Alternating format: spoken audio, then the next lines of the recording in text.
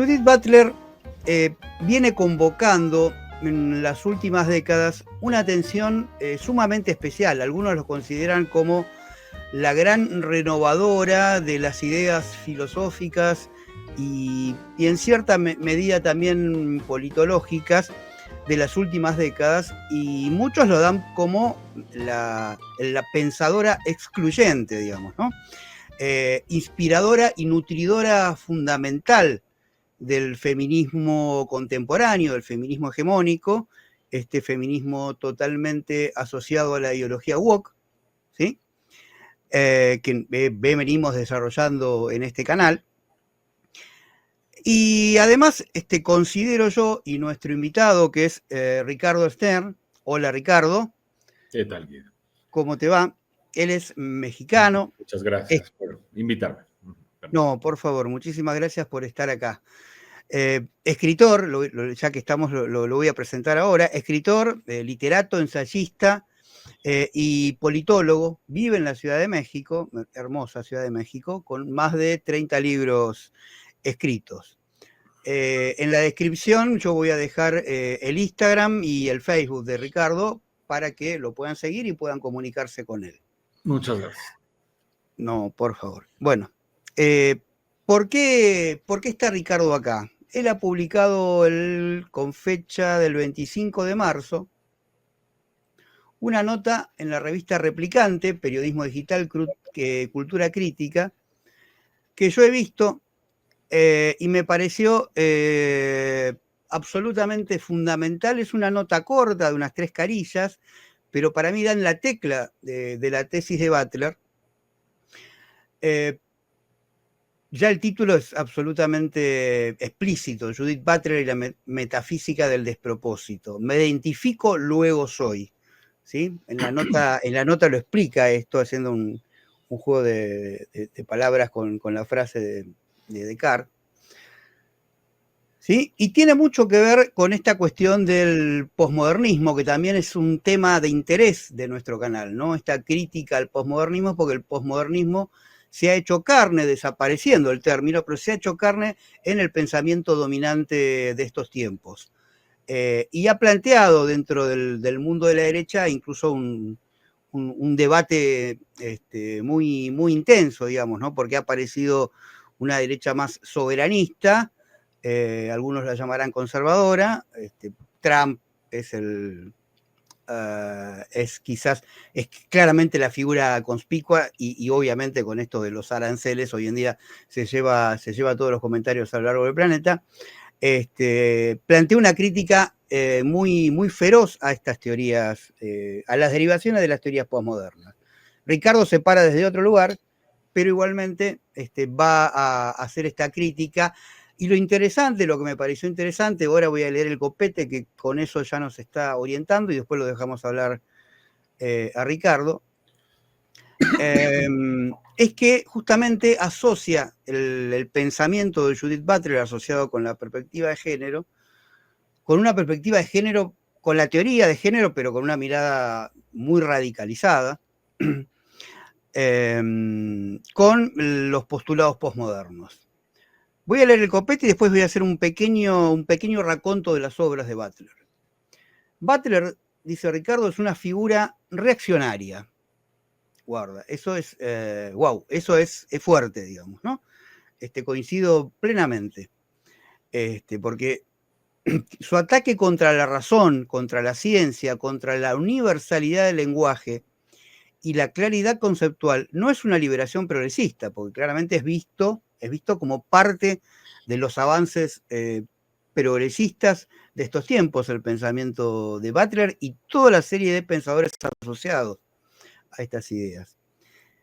Sigue diciendo Ricardo Stern, si no es una rendición ante el tribalismo cognitivo, un término que también me parece muy, muy elocuente de lo que estamos hablando. Su filosofía no es una extensión de la Ilustración, sino una regresión posmoderna.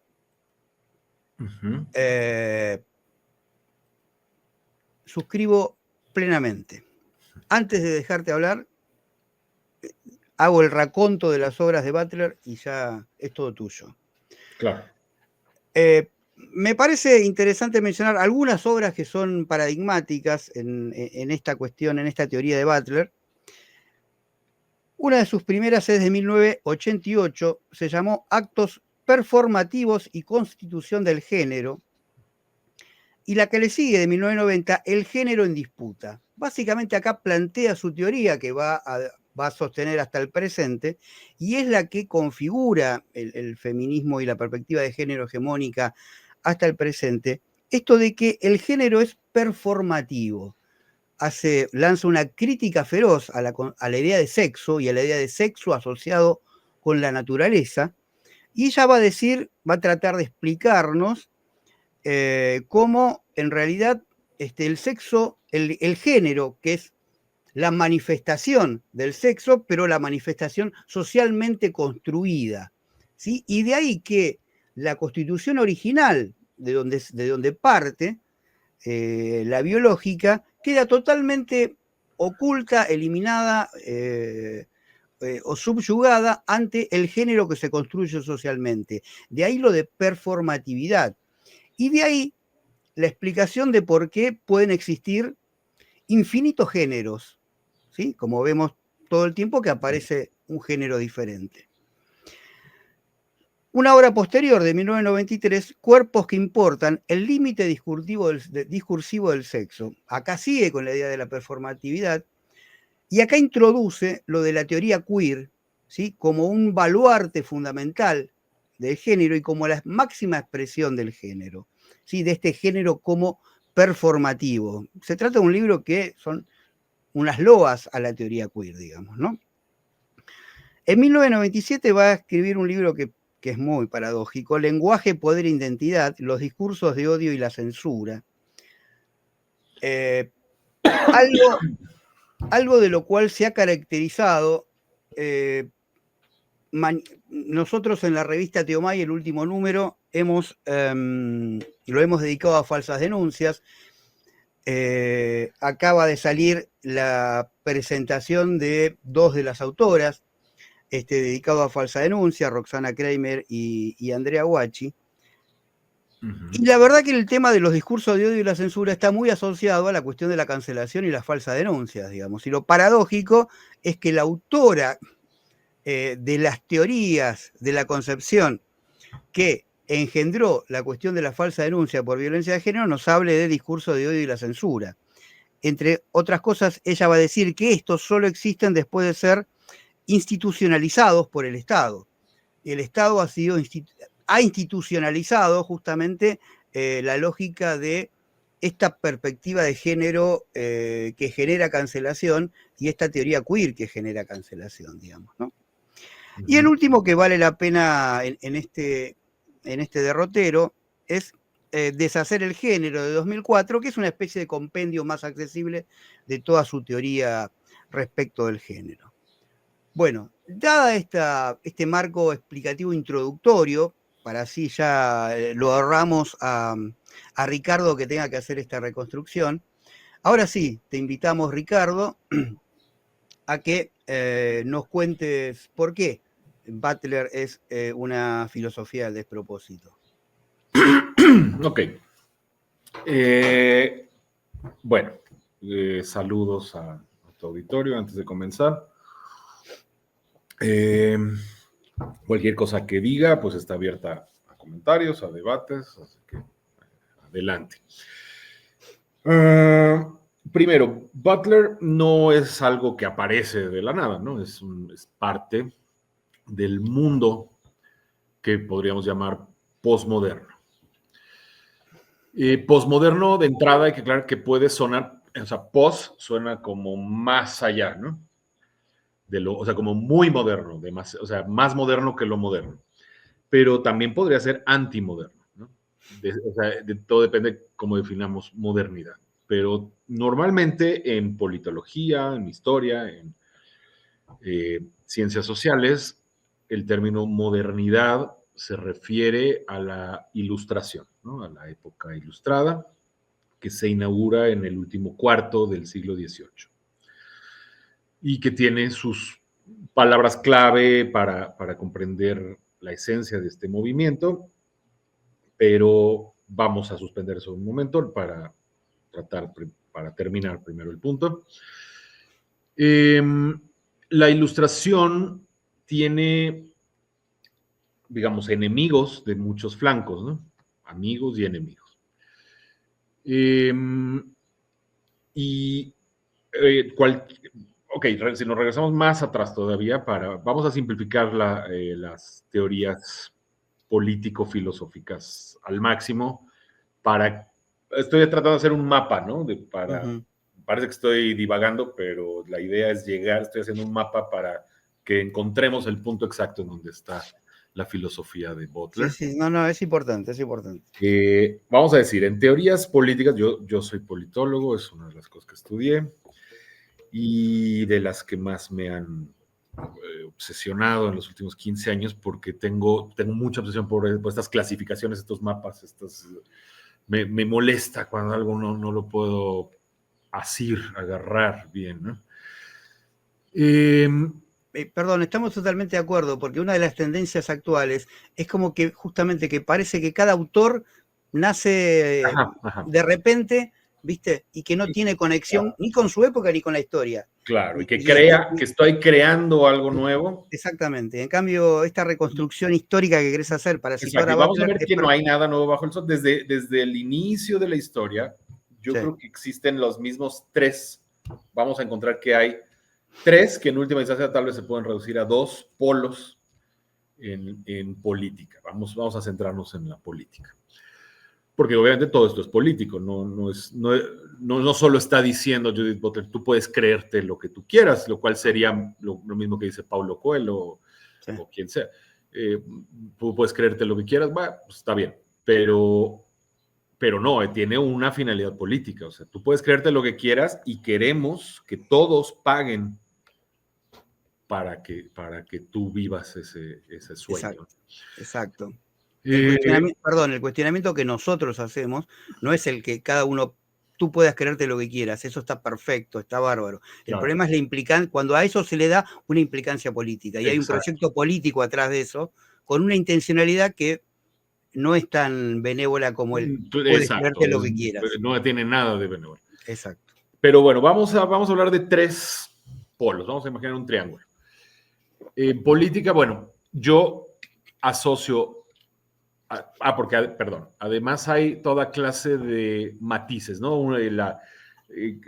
Que si neoliberalismos, liberalismo clásico, girondinismo, socialdemocracia, marxismo-leninismo, yo qué sé, 1000 variables del posmodernismo y afines, la filosofía continental, la filosofía británica, es un mar así que parece infinito y en realidad no es tan infinito, ¿no? Fascismos, el falangismo, el nazismo. Yo creo que si nos vamos a lo más simple, vamos a encontrar que existe una teoría que quiere mucho Estado, una teoría que quiere poco Estado y una teoría cínica, así que literalmente está conectada con los antiguos cínicos y que también se cuela y llega hasta hoy.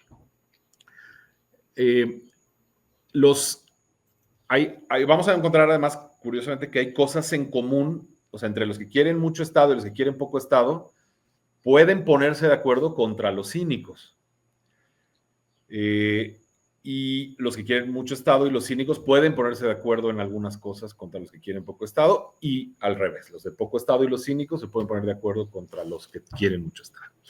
De ahí vienen todas estas confusiones, de por qué, por ejemplo, yo hablé de este mismo tema con Mauricio Schwartz, no sé si viste esa, también por lo mismo leyó el artículo y me invitó a su programa y estuvimos conversando.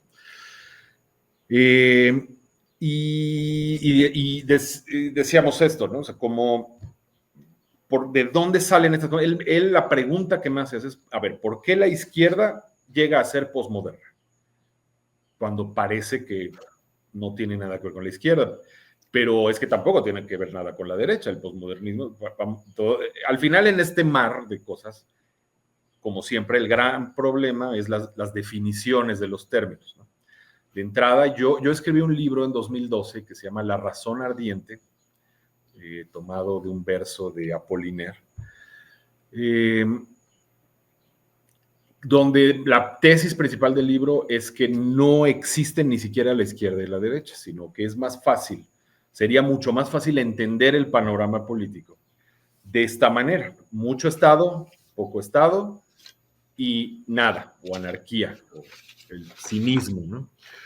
El cinismo, que vamos a centrarnos un momento en el cinismo, esta corriente, que termina en nihilismo, o casi podrían ser sinónimos. Porque básicamente lo que dice es, da igual si hay mucho Estado, da igual si hay poco Estado, de todas formas, todo está mal, o todo está bien, o todo es lo que cada quien quiera que sea.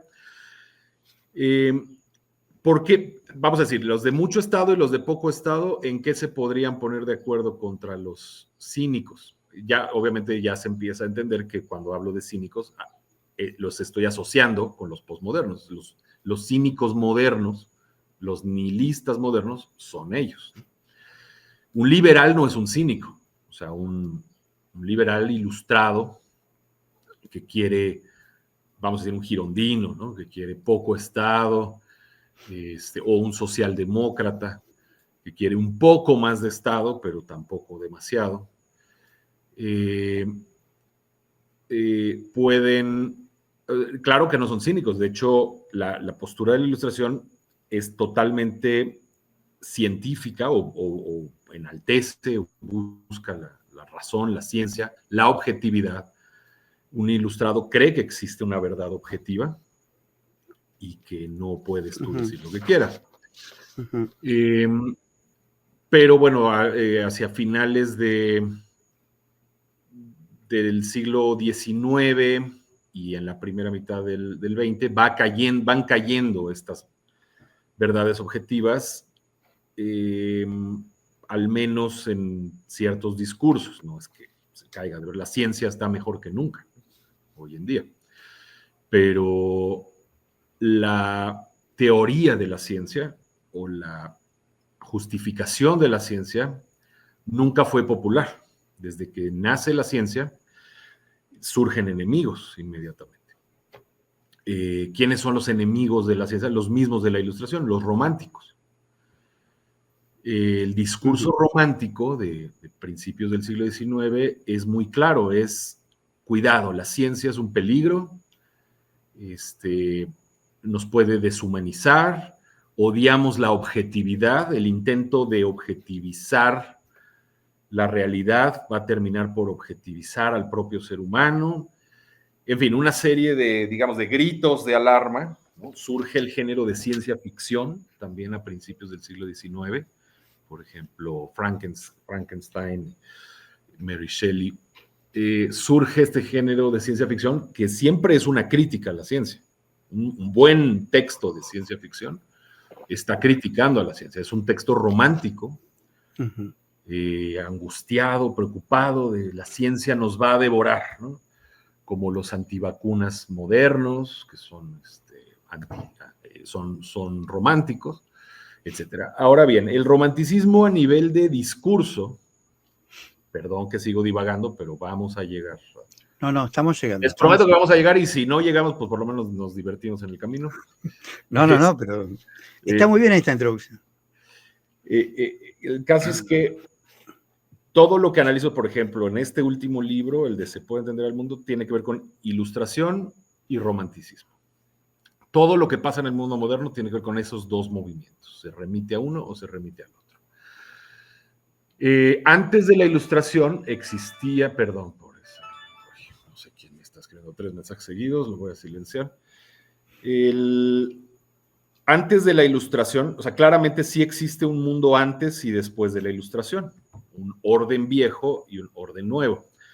Los que son paranoicos del nuevo orden mundial no están equivocados, solo están 200 años desfasados, o más, 250, porque ese nuevo orden mundial sí existe y ya llegó y ya se quedó y no se va a ir. Y es el nuevo orden mundial de la ilustración. Pero bueno, creen que ahora se está implementando el nuevo orden mundial, pues bueno, pequeños 250 años de atraso. Perdón, viejo, Perdón, con el concepto de globalización de hace un par de décadas pasó exactamente lo mismo. Ajá, Yo me agarraba la cabeza, yo daba en la universidad una materia que era Introducción al Pensamiento Social, que justamente era una explicación de la modernidad. Y digo, yo no podía entender cómo habían descubierto la globalización ahora porque nos podíamos comunicar rápidamente de un punto del planeta a otro. La globalización es parte de la modernidad. Es claro. parte Bueno, desde la Europa. globalización para empezar ha existido siempre, ¿no? Nada más que limitada por medios, por la tecnología de cada época o por las Bueno, posibilidades. Siempre ha pero habido más o menos globalización, pero no es un concepto que haya sido nuevo. no había contacto entre civilizaciones cercanas. Claro, Pero una civilización que estaba mucho más lejos era desconocida. Con la claro, modernidad, con claro, los viajes alrededor del globo, con la conquista de Europa del claro, resto del planeta, claro. ahí empieza a haber una sola civilización. Así es. Y obviamente después de la ilustración lo que pasa es que se teoriza la globalización con Adam Smith. Aquí es el gran parteaguas. Smith descubre algo que pues uno hasta se pregunta cómo no lo habían descubierto antes, ¿no? El centro de su obra es el tema del comercio internacional. Tiene otras aristas, pero el gran centro de su gran obra, que es La riqueza de las naciones, 1776, un año emblemático en muchos sentidos, es el descubrimiento de que el mercantilismo es basura. ¿Qué es el mercantilismo? Es el sistema político-económico, bueno, en política le llamaríamos imperialismo, en economía mercantilismo, del viejo régimen. Antes de la ilustración nadie conocía otra cosa, excepto que nos fuéramos muy atrás, y ya hablamos de tribus o de feudalismo, que es más hacia la anarquía, ¿no? Pero en el momento en algún momento de la historia, alguien dijo, creo que la anarquía no es la mejor idea, tenemos que tener un gobierno, tenemos que tener un Estado, algo que era lo que le podemos llamar Estado, y la única forma de Estado que se conocía, pues era el imperio. Nadie se le había ocurrido, pero claro que existían, ya había habido repúblicas, democracias, entre comillas, lugares aislados, pequeños, fáciles de controlar, que tal vez no necesitaban un gobierno o mucho gobierno. Suiza, no sé, ahí entre las montañas, ¿no? Nadie se metía por ahí, entonces se desarrolló un sistema liberal, democrático en Suiza, republicano, pero son excepciones, ¿no? Pero cualquier cosa que se quisiera hacer ya más grande y más en serio, pues lo único que se conocía era el imperialismo. Y después fue toda la teoría política no salía de ese mismo círculo imperialista, ¿no? Que incluía pues colonias, extractivismo, esclavitud, no sé, conquistar al vecino, militarismo. Y hay un detalle muy importante, un problema, si hablamos estrictamente de economía mercantilista, estaba todo enfocado en exportar, cobrar dinero y almacenarlo. Ya sea, bueno, la esencia del error mercantilista es confundir oro con dinero. Creo que ahora sí ya me estoy yendo mucho más para allá, pero voy a tratar de acelerarle. Volvamos a la crítica al posmodernismo. Sí, sí, pero tiene que ver porque para poder explicar por qué es conservador, tenemos que entender el concepto exacto de lo que es un conservador, o sea, de lo que es el conservadurismo. Esa es la razón por la que me estoy alargando en esto. Porque ese esquema imperial mercantilista es lo que propiamente deberíamos llamar conservador, que lo está reviviendo Trump, como dices, Rusia, etc. El modelo mercantilista preilustrado. Los cínicos aparecen, bueno, nunca se fueron, pero por un tiempo estuvieron muy escondidos y aparecen justamente en el posmodernismo. Lo curioso es que aparecen aunque no se presentan como conservadores, aparecen para servir a los conservadores, sirven a los intereses de los conservadores. Y acá tengo una lista de varios puntos en los que se tocan los posmodernos y los conservadores. Pero bueno, sí quería explicar Por eso luego me salen libros de 500 páginas, porque empiezo con un tema y ya no hay manera de salirme de ahí. A ver, creo que te puedo ayudar. Hay una frase de tu texto de Butler, que no me estoy yendo a Butler exclusión, pero te trae a esto, dice. Lo más irónico de todo es que esta supuesta revolucionaria del pensamiento, hablando de Butler, no es en realidad una transgresora, sino una conservadora disfrazada. Sí lo dije, Butler es en el fondo una figura reaccionaria. Su ataque contra la razón, contra la ciencia, contra la universalidad del lenguaje y la claridad conceptual no es una liberación progresista, sino la rendición ante el tribalismo cognitivo. Su filosofía no es una extensión de la Ilustración, sino una regresión posmoderna en la que el logos es sustituido por el mito, la evidencia por el relato y la argumentación por la emotividad.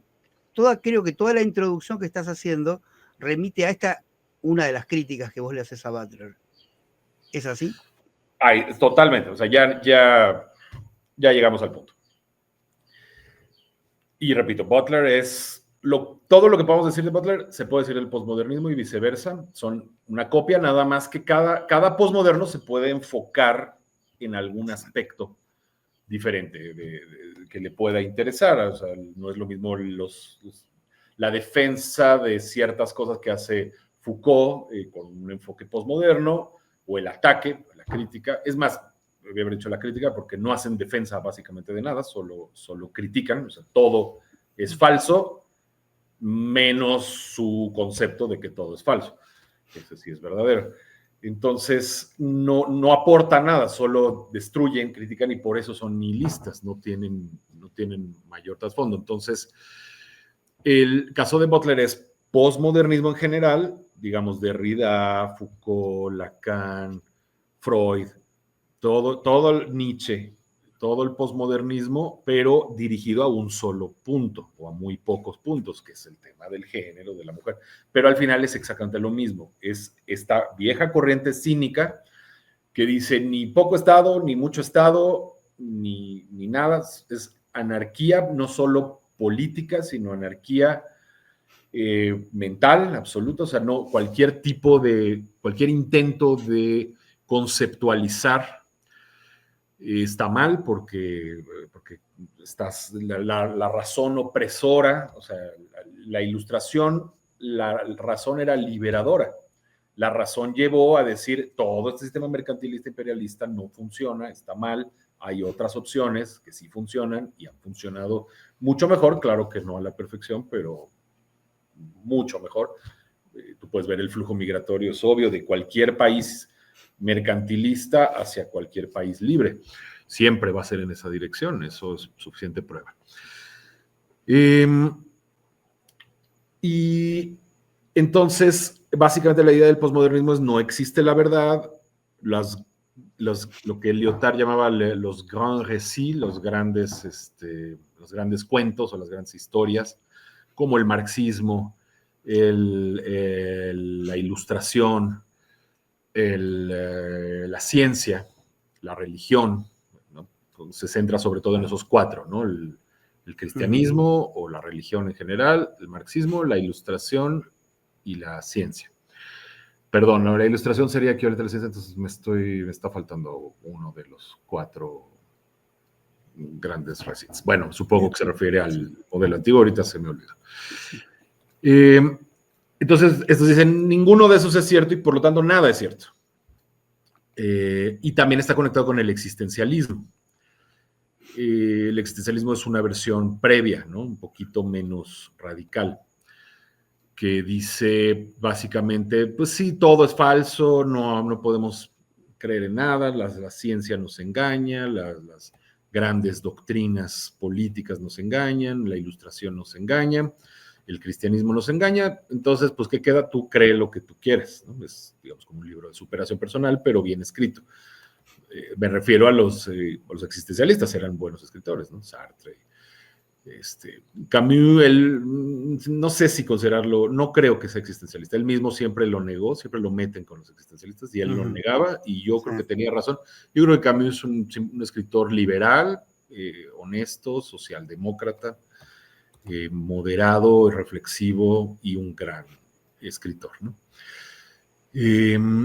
Pero la idea siempre es esa, es Paulo Coelho, al final, todo tú crees lo que tú quieras, la realidad depende de tu pensamiento, ¿no? Es puro pensamiento mágico. Incluso una vez hice una tablita para ya salir de tantas clasificaciones, pero hice una tablita comparando tanto al posmodernismo con el populismo conservador y también el posmodernismo, por acá la tengo, comparando a Judith Butler con tu tía Maripaz, que cree que creen chamanes y no sé qué, y para ver qué es lo mismo. Por ejemplo, aquí está la tablita. Lenguaje, por ejemplo, Judith Butler, claro, Judith Butler lo escribe con lenguaje de postestructuralismo francés, de Lacan, lo más enredado posible. ¿Por qué? Porque ¿de dónde viene la palabra sofisticación? Pues de sofisma.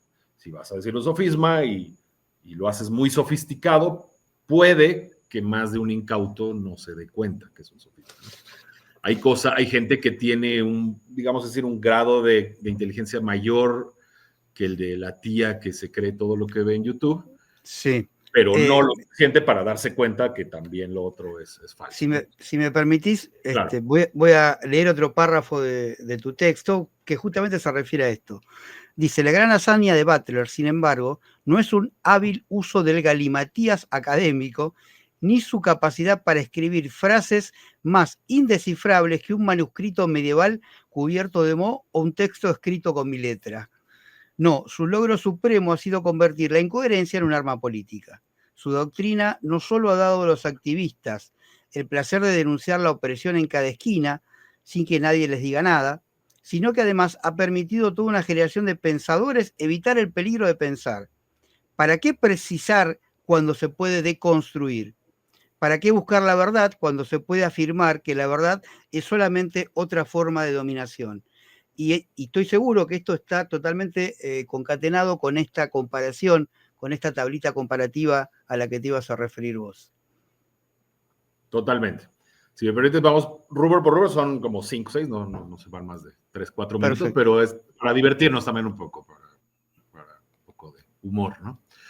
Por ejemplo, Judith Butler diría, el lenguaje es performativo, produce al sujeto y constituye la realidad. Tu tía te va a decir, cuidado con lo que dices, mijito, el universo te escucha, ¿no? Tú decreta no sé qué, y el universo va a operar a tu favor o en contra, ¿no? Pero vemos cómo es lo mismo, nada más, ¿no? Está escrito un poco mejor. Por cierto, le dieron un premio a Judith Butler en los 90 por algo así como el texto académico peor escrito, ¿no? O más feo escrito. Dan como que no sé quién da cierto premio, premios anuales al texto peor escrito en la academia, y ella se lo ganó un año, ¿no?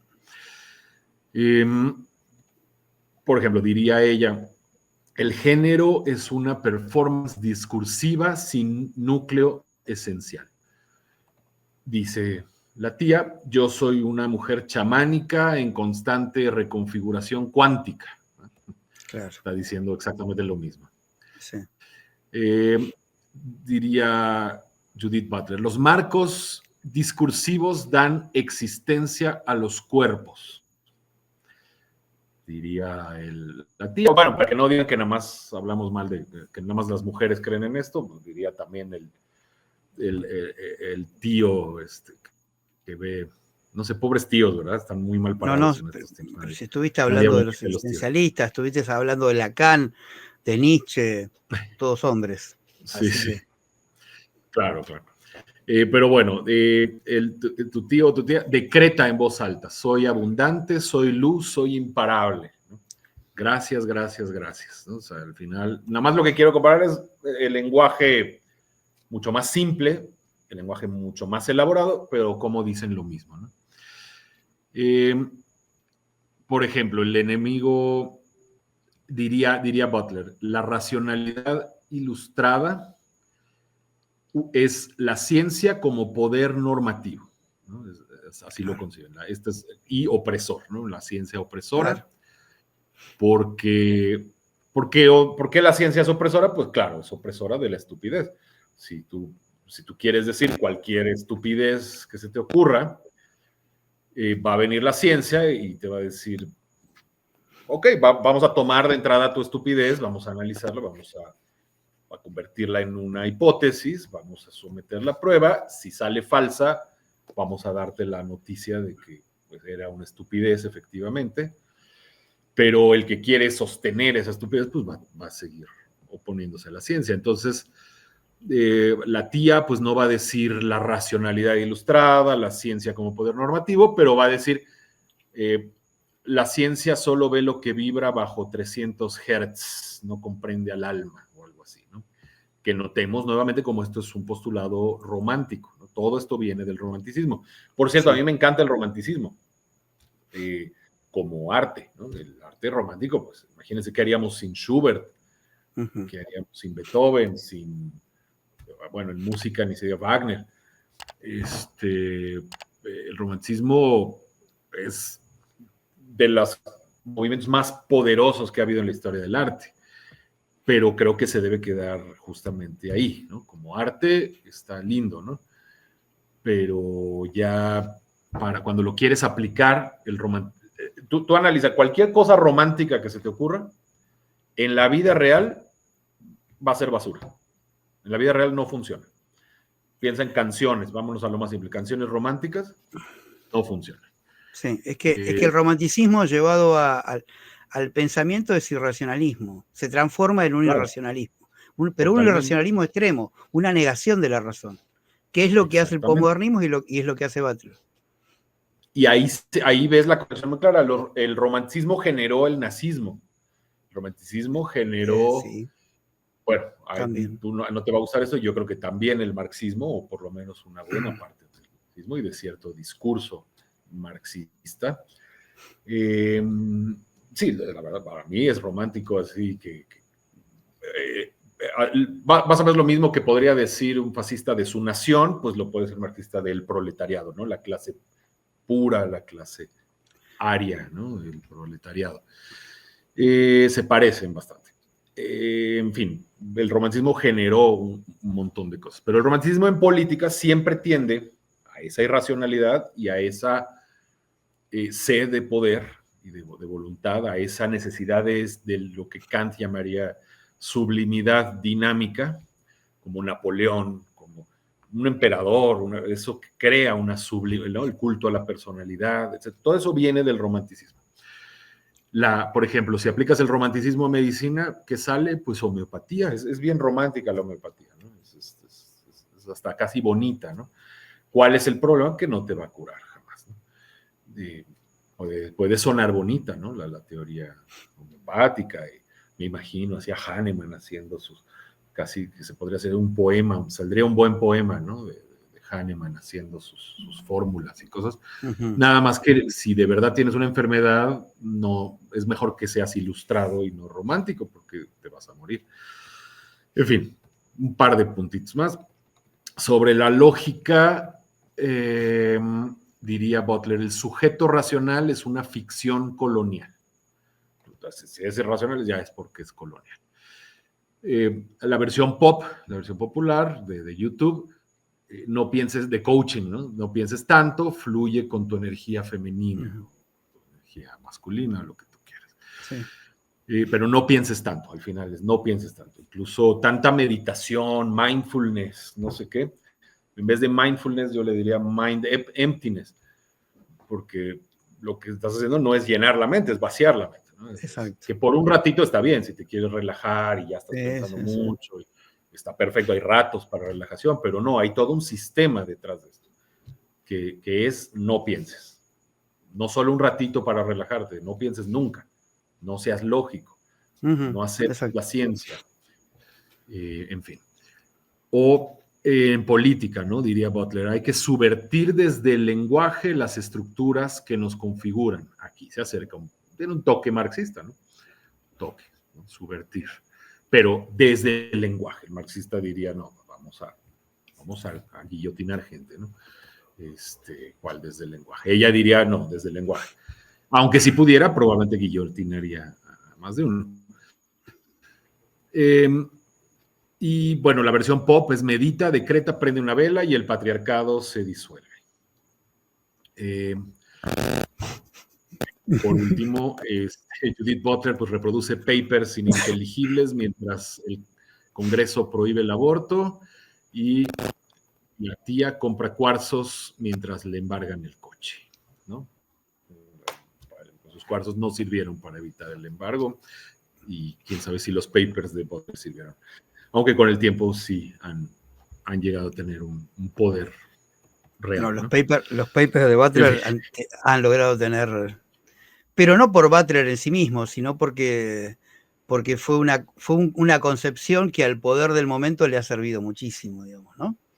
Esta guerra justamente entre globalismo y soberanismo, esta guerra entre mercado financiero y productivismo y producción, es la que ha hecho que la teoría de Butler tome, y la crisis de las ideas, de la discusión de ideas entre izquierda y derecha y liberalismo que se da a fines de los 70, con la aparición del neoliberalismo, ¿no? Butler y el posmodernismo son hijos del neoliberalismo también. Esa parte es muy complicada. La forma que mejor la resuelto es un poco irme por la tercera vía cínica, digamos, o sea, por decir, como decía hace rato, tienen puntos en común con el liberalismo, tienen puntos en común con el conservadurismo o con el marxismo, que puede tener mucho de conservador también, y tiene diferencias con ambos. La gran pregunta es cómo llega. O sea, a ver, para empezar, si tú le preguntas a ella te va a decir que es de izquierda. Y ella te va a decir, si tú le preguntas quiénes son tus abuelos ideológicos, a ella o a cualquier posmoderno, básicamente te van a remitir a tres: Marx, Nietzsche y Freud, ¿no? Son los tres abuelitos del posmodernismo, sí, que entre ellos también tenían sus conexiones y sus diferencias. Pero probablemente si tú le preguntabas a Freud si es más marxista o antimarxista, también te diría seguramente que es marxista, o que no está de acuerdo en todo. Pero, los tres se tocan en aquello que puedan tener de románticos. Nietzsche, clarísimo, un romántico de hueso colorado. Perdón, ibas a decir algo. No, seguí, no importa. Sí, pero seguí que después. Nietzsche es un romántico. Freud, romántico. En Freud encuentras todos los elementos románticos y anticientíficos. Por ejemplo, una distinción muy clara que encuentras en el romanticismo es el día y la noche, ¿no? En el simbolismo romántico. Por ejemplo, Tristán y Isolda. En un análisis profundo de la obra es bastante interesante que todo ocurre o de día o de noche, y son cosas totalmente diferentes, ¿no? Las que pasan el día y en la noche. Entonces, en la mente romántica, el día, pues representa esa objetividad opresora, la luz, la ilustración que viene de enlightenment, la iluminación, la luz. Y la noche es la conciencia, los sueños, lo que duerme, los fantasmas, todas esas cosas románticas. El romanticismo es mucho más nocturno, ¿no? Existe cierto romanticismo diurno, pero ni siquiera llegó muy lejos, ¿no? Es casi un oxímoron. Entonces, el romanticismo es mucho más nocturno. Es que la noche Freud es el sinónimo. Es totalmente nocturno. Freud es la interpretación de los sueños. Toda la esencia del psicoanálisis es lo que está oculto del mundo visible, la subjetividad absoluta, ¿no? La única manera de conocerte es a través de tu subjetividad más profunda, subconsciente o inconsciente. Y todo lo que se ve de día de ti es falso, ¿no? Lo cual en sí mismo es falso. Claro que no es cierto que el yo de día es diferente del yo de noche. Puede haber, sí se entiende que hay aspectos más oscuros, más escondidos, más visibles, pero generalmente es una unidad, en fin. Entonces, a partir de estos tres pensadores, y pasando por muchos otros, algunos más hacia Marx, otros más hacia Freud. Por ejemplo, en la escuela de Frankfurt pues, se consideraban así, ¿no? Un derivado del marxismo y también son posmodernos, están a la mitad, ¿no? del camino. Bueno. En fin. Sí, dime, te veo. No, te quería decir, no comparto para nada lo de que Frankfurt son posmodernos. Son críticos de ciertas derivaciones de la modernidad, pero son dialéctica del iluminismo es un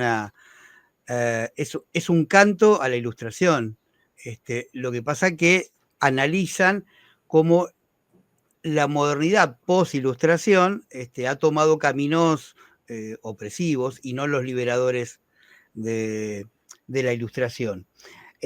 Respecto del posmodernismo que ha tomado el marxismo, a ver, el posmodernismo ya aparece en un momento que se define como postmarxista. ¿Qué toma del marxismo? Sí, toman algunas cosas, pero para diferenciarse y para distanciarse, porque básicamente el posmodernismo es la muerte de los grandes relatos. El marxismo, como bien lo dijiste vos, es uno de esos grandes relatos. ¿Sí? El marxismo propone una salida colectiva a la humanidad. El posmodernismo propone una salida individualista. No propone salida, por empezar. Sí, cierto. ¿Sí? Y es absolutamente individualista. Y el marxismo es materialismo y racionalismo. Y el posmodernismo es antimaterialismo, es subjetivismo puro, este romanticismo que vos decís. Y es totalmente irracionalista. Y por eso explican la realidad a partir del lenguaje. Y por esto esta cosa que vos bien dijiste, que Butler se asienta en el lenguaje. Y por eso el género para Butler es performativo, porque niega la materia, que es lo biológico. El tema es que los primeros pensadores posmodernos, Lyotard, Baudrillard, se me va el nombre del italiano ahora, Bátimo, habían mamado mucho de marxismo. Y su posmodernismo es una especie de rebelión. Lo que pasa es que, bueno, traían toda una formación previa de marxismo y venían de una época en el marxismo había llegado a su punto culminante. Esa es mi diferente interpretación, digamos, de dónde está el marxismo en el posmodernismo. Es cierto que la izquierda contemporánea, sí, la izquierda contemporánea, y yo tengo un video también, uno de los primeros, la debacle de las izquierdas, ha caído en el posmodernismo. Eso es sin duda, digamos. Pero es una caída posterior, digamos, ¿no? Una caída más reciente de la izquierda contemporánea. En los postulados posmodernos. Obviamente que no se reconoce posmoderno.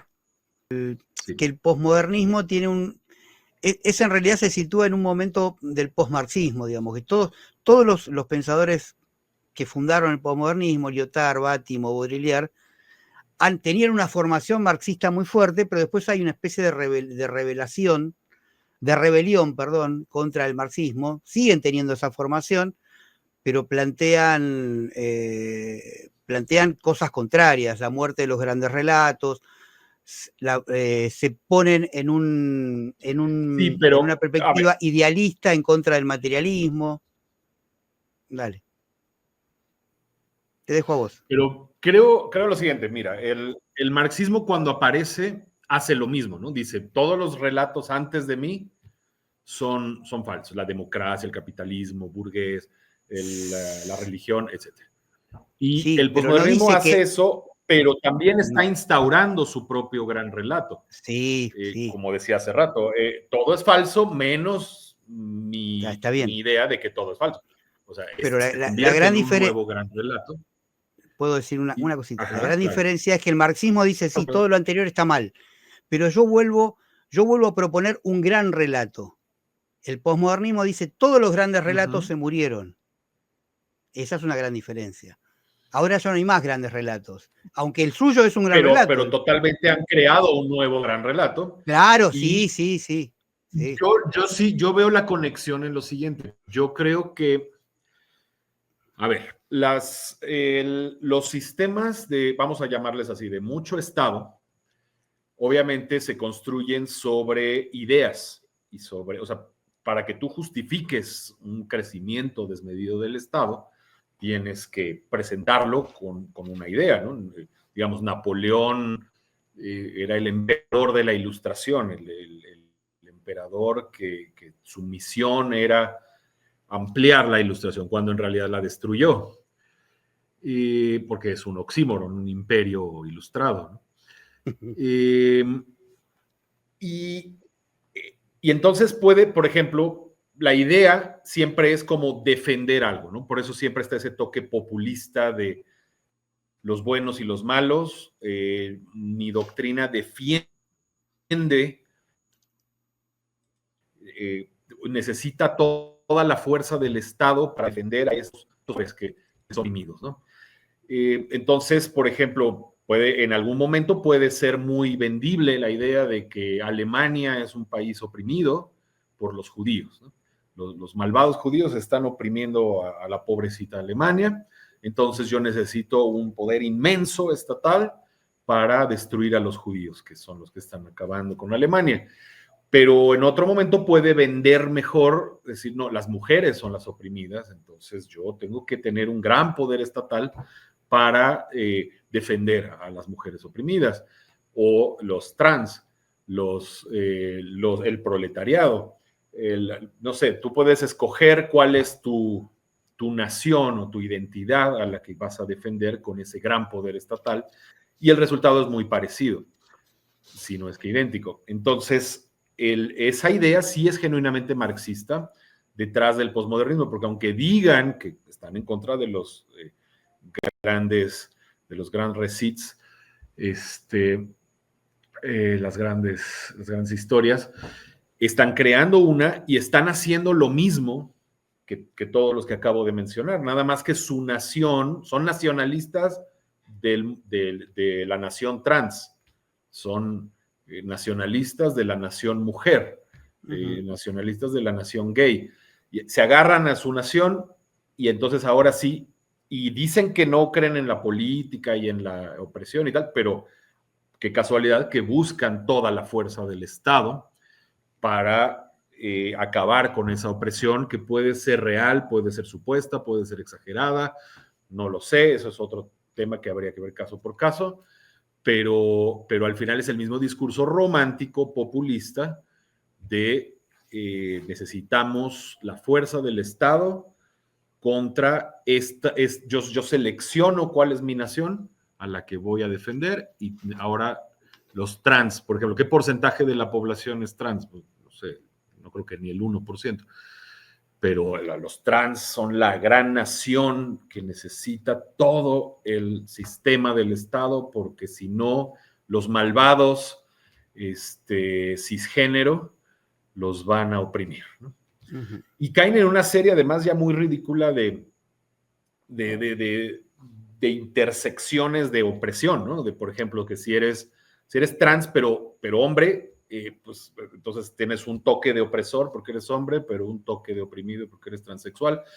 Y mujer, si eres mujer rica, entonces eres oprimida porque eres mujer, pero eres opresora porque eres rica. Y empiezan a hacer unas combinaciones increíbles, ¿no? Así de... Es lo que se llama de alguna manera la interseccionalidad. Exacto. Que acaba siendo ridículo, ya tienes que, ¿no? Entonces todos, ahí ya llegamos a lo kafkiano, ¿no? Necesitamos hacer un puntaje, ¿no? Tener todos, perdón, está hablando alguien aquí, espero no se escuche. Se oye se oye una voz, pero quería decir, hay que hacer unos puntajes, ¿no? Para que te puedas presentar en la oficina burocrática. ¿Cuál es tu puntaje de opresor y tu puntaje de opresión? Y acaba siendo absurdo. La interseccionalidad es relativismo absoluto, justamente. No hay... una de las características de la modernidad es que las distintas corrientes de la modernidad toman algún aspecto, algún fundamento, y lo construyen como aquel que de alguna manera define a la realidad, ¿sí? El posmodernismo, y en eso Butler, es relativismo puro, y de ahí viene la noción de interseccionalidad. Todo vale al mismo nivel. Eso es el discurso, pero después en la práctica... Exacto, pero es relativismo, pero mi nivel vale más que el otro. No, es relativismo discursivo. Después en la práctica no funciona al revés. Pero a la hora de asignar recursos, pues no es tan relativo. Yo quiero que me asignen más recursos a mí. Claro. Bueno, exactamente. Entonces, bueno, no sé, en resumen, es compleja esta maraña, pero al final si entendemos que hay como que estas tres corrientes que tienen algunas en común con otras, es la manera que a mí me ha ayudado. Vas a encontrar que sí se parece al marxismo en unas cosas y que es totalmente opuesto en otras, y vas a encontrar que se parece a Trump también en algunas cosas y en otras opuestas, y también vas a encontrar que Trump se parece a Marx en más de una, Bueno. más de lo que tú aceptarías, pero... No. Comparado con el liberalismo globalista, estoy de acuerdo, digamos. Hay algunos, a pesar de las distancias enormes, pero respecto del neoliberalismo posmoderno, globalista, del gran capitalismo financiero, un marxista, a pesar de estar en las antípodas, puede encontrar algunos puntos Sí, sí. más simpáticos. Y ahí tienes la prueba también en Francia. En Francia la extrema izquierda y la extrema derecha sistemáticamente votan igual en el Congreso. Lo que pasa es que hoy en día está todo dado vuelta. Digo, es terriblemente paradójico, y habla de la crisis en la que estamos, que desde el marxismo te resulten menos antipáticos ciertas ideas de Trump que las de Tamara Harris, digamos, de las de Kamala Harris, digamos, ¿no? Pero Y porque yo hoy al en día revés, está... yo tacho igual a Trump y a los marxistas, y aunque no estoy de acuerdo con todo lo que dice Kamala Harris, sí votaría más por ella. Sí. Kamala Harris es butleriana posmoderna. Es una butleriana light, pero butleriana al fin. Exacto. Para mí, mientras sea lo más light que se pueda, prefiero. O sea, sí debo decir que probablemente de un posmodernismo leve, el problema, a ver, es cuando el posmodernismo deja de ser leve, para mí el problema es que se vuelve estatista y se vuelve otra vez mercantilista, conservador y de mucho Estado y del viejo régimen. Ese es el problema, pero para mí cualquier corriente política, mientras se mantenga dentro del centro, digamos, cerca del centro, la prefiero que cualquier radical, ¿no? Creo que sí prefiero vivir en un lugar donde digan ellos, aunque no me agrade, que en un lugar donde gobierna Hitler, ¿no? Todavía. Bueno, no sé si algún día los ellos van a ser el nuevo Hitler. No lo descartaría. Las diferencias son abismales lo que estás comparando. Bueno, te dejo, ahora sí te pido que te dediques a Butler específicamente, que de alguna manera recrees la nota esta de la que hablamos al principio. Porque decís algunas cosas muy interesantes de Butler. Esa crítica, digamos, bueno, ¿no? Sí. Para dejarlo claro, que critico la porción de Butler que es posmoderna, porque critico todo el posmodernismo, ya habiendo aclarado que me siento en último caso más cerca de un posmoderno moderado que de un estatista radical. Pero el problema concretamente con ella es que, bueno, con la mayoría de los de Foucault, por ejemplo, Foucault, como detalle interesante, él decía que prefería el calabozo medieval que una cárcel moderna, porque hay más vigilancia en una cárcel moderna, ¿no? Esa paranoia, también son paranoicos, por supuesto, ¿no? Y a ese grado del absurdo, ¿no? Una cárcel, un calabozo medieval, pues imagínate, ¿no?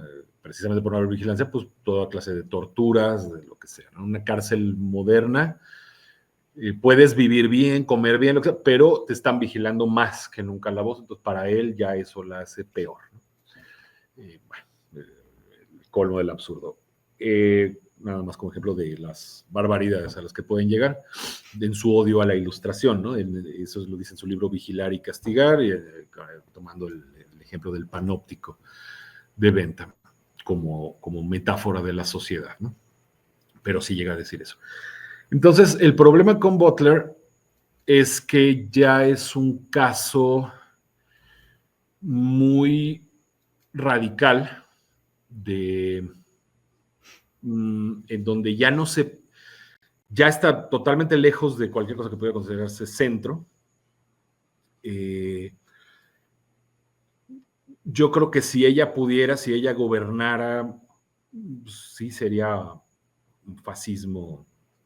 Para mí sería fascista, o sea, no se me ocurre otra cosa que sería, ¿no? Sería un nivel de represión extremo. Ahí sí ya habría campos de concentración para el que no quiere decir ellos. Ujú. Y pues sí, mi postura en la vida pues es ilustrada, ¿no? O sea, creo que la solución es la ciencia. No mágica, no soluciona todo, pero pues es lo que creo que es clarísimo. Tú puedes ver muchos ejemplos históricos de lugares donde se ha aplicado esto y ha funcionado, ha mejorado la calidad de vida, y lugares donde no se ha aplicado y ha empeorado. Entonces ya, sobre todo ese radicalismo, y creo que si se quedara todo esto en el mundo del arte, que ahí es donde está bien la subjetividad, ¿no? En el arte, por ejemplo, ha sido el psicoanálisis fue muy fructífero en corrientes artísticas, el surrealismo y demás. ¿Cuántas joyas artísticas nacieron a partir de lecturas? Es más, el mismo Freud era un escritor de alto nivel, ¿no? Era un buen escritor, considerándolo como literato, ¿no? Pero otra vez, si tienes un problema psicológico y vas con Freud, no te lo va a resolver. Entonces creo que separar muy bien, ¿no? En la vida real lo que funciona es la ciencia y sus soluciones con límites. No puedes querer cambios drásticos, radicales, que cada vez que eso se ha intentado ha resultado en catástrofes, pero poco a poco hay un avance abismal, ¿no? Y disolver el lenguaje, disolver la objetividad, pues es regresar ya no solo al viejo régimen imperialista, ¿no? El viejo régimen imperialista es altamente civilizado en comparación con lo que proponen estos personajes, ¿no? Ellos proponen regresar a la prehistoria, al tribalismo absoluto. Ahí es donde ya un marxista también pues le da un ataque, ¿no? Porque el propio Marx pues hablaba de que hay pueblos primitivos que no servían para ningún tipo de revolución, ni capitalista ni socialista, ¿no? Que estaban atrás incluso del capitalismo, y atrás del capitalismo está el imperialismo, y atrás del imperialismo están Butler y Foucault, ¿no? Son feudales, ¿no? En todo caso. Vos decís acá en tu texto, en nombre de la liberación del sujeto lo disuelve, hablando de Butler, ¿no? En nombre de la lucha contra el poder le entrega a cada grupo de presión su propia versión de la verdad, creando un mundo fragmentado e inmanejable, donde la comunicación racional se vuelve imposible. A ver, explicamos un poco esto. En nombre de la liberación del sujeto lo disuelve. Ok, nihilismo, ¿no? Te quiero liberar tanto que acabo creando una nada, ¿no? Y a ver, otra vez si volvemos a los tiempos de la Ilustración y demás, yo también no creo en conspiraciones, pero si creyera en conspiraciones, yo pensaría que los conservadores de la época de la Ilustración, cuando vieron que estaban derrotados, y bueno, se defendieron con todo hasta mediados del siglo XX, pero al final creo que perdieron, y cuando vieron eso, así casi me imagino como si hubieran hecho una reunión así en un castillo, ¿no? Así con coñac, poniéndose de acuerdo cómo iban a seguir dominando, y eligieron una serie de disfraces, ¿no? Yo creo que un disfraz que eligieron es la izquierda radical, otro disfraz que eligieron es el posmodernismo, y les ha funcionado, ¿no? Al final todo termina conduciendo a disolver la Ilustración, ¿no? Sea el posmodernismo, disuelve la Ilustración. Las derivaciones en las que paró en la práctica la izquierda radical disuelven la Ilustración. Y en ese sentido ganaron. O sea, por ejemplo, no creo que me puedas decir que Stalin es un personaje de la Ilustración. No. Yo no soy estalinista, digo. Bueno, Stalin es un personaje más rancio. No, pero a ver, el socialismo ha cometido un montón de errores, no me cabe ninguna duda. En nombre del marxismo se han cometido un montón de errores. Stalin de ninguna manera. Pero el propio Marx, hablamos de marxismo, hablemos de Marx. Marx es un ilustrado máximo. Marx es modernidad pura. Es una versión radical de la Marx yo lo veo modernidad. 50% ilustrado y 50% romántico, pero ese sería un buen tema para... Es que lo que vos decís que tiene Marx de romántico es el idealismo en crear, es lo de utópico, que no es lo mismo que romántico. Pero es una utopía moderna. ¿Sí? Pero bueno, daría para otra discusión, si bien se ha dado, digamos.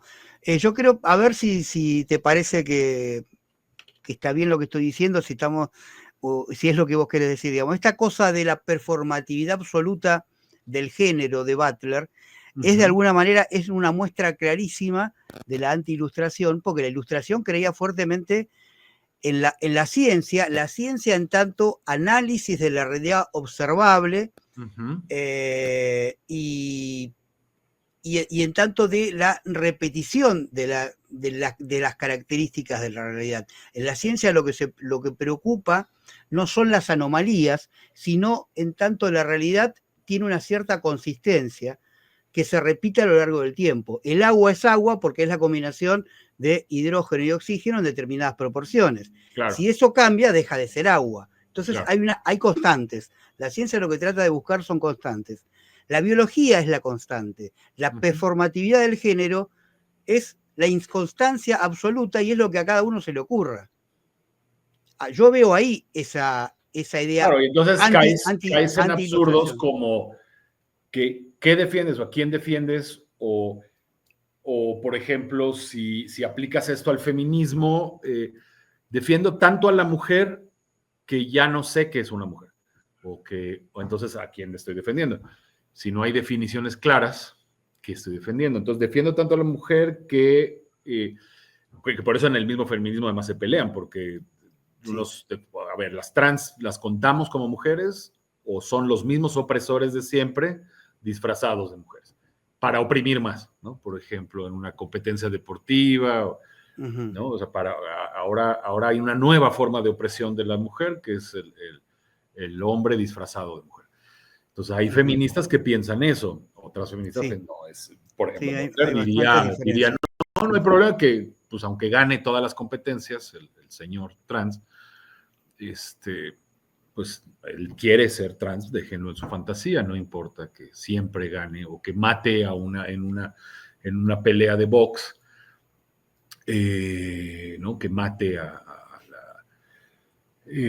la contrincante porque él tiene mucho más fuerza, no importa, él está en su sueño, ¿no? Déjenlo vivir. Entonces, no encuentran una manera dentro del mismo feminismo y tal de resolver estas diferencias y muchas más. En eso, por ejemplo, estoy de acuerdo. En todo caso, aunque yo no soy marxista, he visto que hay marxistas que dicen que todo esto ocurrió porque se dislocaron, digamos, de la lucha original, que si se siguieran concentrando entre, digamos, clases, sería menos complicado el problema. Yo creo que al final vas a encontrar lo mismo. Si luchan, ¿dónde acaba una clase? ¿Dónde empieza otra? ¿Quién es burgués? ¿Quién es pequeño burgués? Tampoco vas a encontrar definiciones muy exactas. Y también va a ser muy difícil que puedas encontrar pruebas de que siempre una clase oprime a la otra, o que defiendes a los pobres, pero ¿qué pasa si hay un pobre que golpea a la esposa? Entonces lo sigues defendiendo porque es pobre, o lo atacas porque es opresor, o ¿qué es? ¿No? ¿Es pobre o es opresor? Entonces al final vas a encontrar lo mismo. Para mí la esencia de todo esto viene desde Hegel, ¿no? Desde que divides todo en amos y esclavos, y eso te estás metiendo en un laberinto donde claro que existen opresores, claro que existen oprimidos, pero pensar que todo el mundo está dividido en esos dos, creo que te va a llevar a un laberinto del que no vas a poder salir nunca. Y eso aplica para ambos casos, para el marxismo clásico, pero también para esa parte que mencionaba hace rato que encuentro de marxista en el posmodernismo. Bueno. O tal vez no se llama posmodernismo, eso es otra cosa, tal vez tiene que ver con posmodernismo, pero tal vez ya cuando pasa a la política, podría ser que habría que buscarle otro nombre, que ya no es posmodernismo.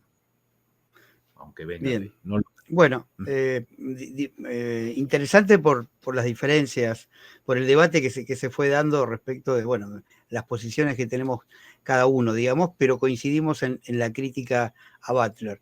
Yo diría, para ir cerrando, porque estamos ya en tiempo, en un tiempo adecuado, te dejo a vos para cerrar respecto de Butler y bueno, ya después hacemos la despedida. Si tenés que hacer una conclusión, ¿por qué Butler es premoderna? Desde su posmodernismo, ¿por qué es premoderna?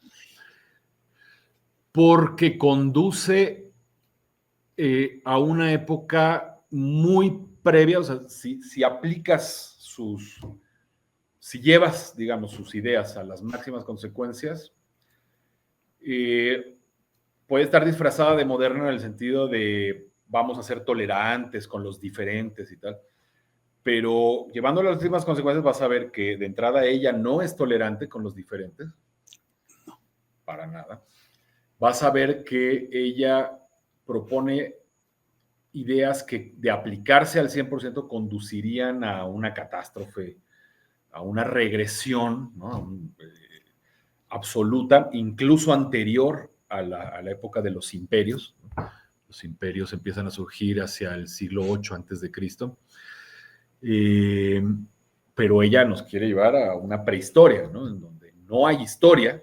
De hecho, pues incluso maneja el concepto de microhistoria, porque ya no puedes hablar ni siquiera de la historia, tienes que hablar digamos, el famoso molinero, ¿no? Es igual de importante que Napoleón. Sí, sí. Eso es relativismo posmoderno, claramente. Sí, sí.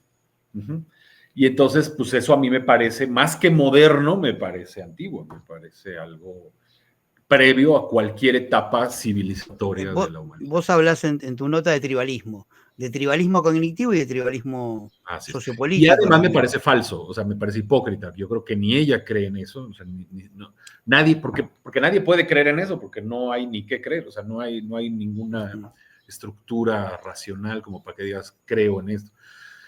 Yo creo que son conservadores disfrazados, ¿no? Como que creo que hablando de esa gran conspiración en un castillo, dijeron, ¿qué pasa si nos hacemos ultraliberales? Tan liberales que ya no somos liberales, ahora somos extremistas, pero la gente va a creer que somos liberales, ¿no? Así me la imagino. Creo que de fondo es una persona muy conservadora y que encontró cómo disfrazarse de moderna, de liberal.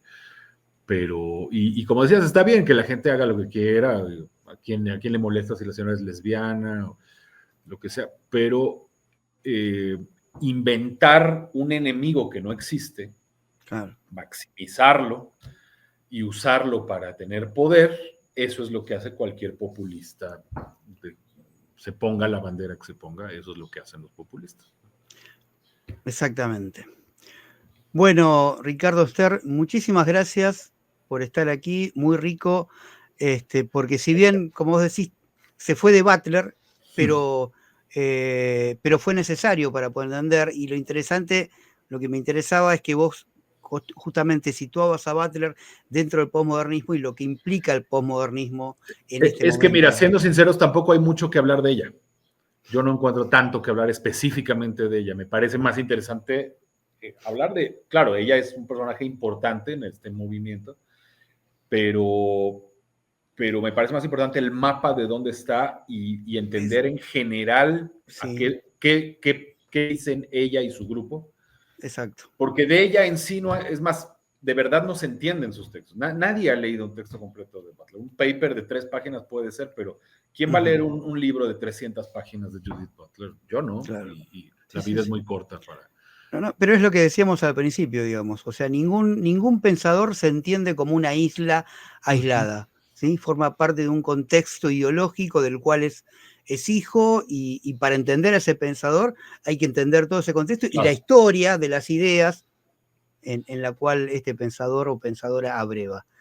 Así que eso está muy bien. Bueno, ahora sí, nos estamos despidiendo. Me despido de todos. Les recuerdo su adhesión al programa, la suscripción al canal, la difusión de nuestros programas si les gusta, que nos comenten rico los comentarios, los debates, las críticas, las preguntas. Así que los invito a esto, los invito a nuestro próximo programa. Me despido de todos y me despido de vos, Ricardo, y te agradezco esta participación. Al contrario, y pues cuando gustes, y si algún día ya tuve un podcast, si vuelvo a tener otro, también me encantaría que buenísimo. Y profundizamos esta discusión marxismo-liberalismo y si el posmodernismo es marxista o no es marxista. Perfecto, sí. Muy bien. Bueno. Adiós entonces.